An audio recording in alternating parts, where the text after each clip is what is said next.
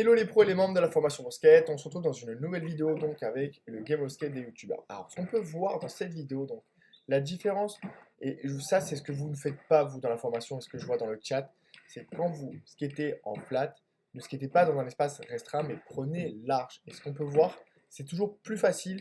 Pourquoi mes figures avec l'entraînement, j'arrive mieux que les autres youtubeurs? Pourquoi?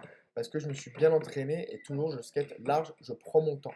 Donc on peut voir, toujours, imaginez, on part d'ici, prenez toujours le temps de rouler et c'est toujours valable dans tous les cas parce que si vous prenez le temps de rouler jusqu'à ici, en règle générale, vous aurez le temps de placer bien vos pieds, réfléchir comment faire une bonne flexion, comment faire une bonne extension et comment bien forcer et comprendre comment bien placer ses pieds.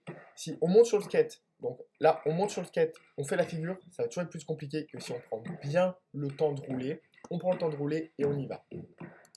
Donc on va essayer de voir des figures ensemble. C'est super intéressant. Donc regardez, là on a Vanuatu. Au moment de rouler, donc là on prend le temps de rouler. Il est parti de tout là-bas. Et au final il fait sa figure ici. Donc ce qu'on peut voir, c'est déjà beaucoup mieux que si à peine on démarre ici et on fait sa figure directement sur place. Donc prenez le temps de rouler. Partez de toujours plus loin.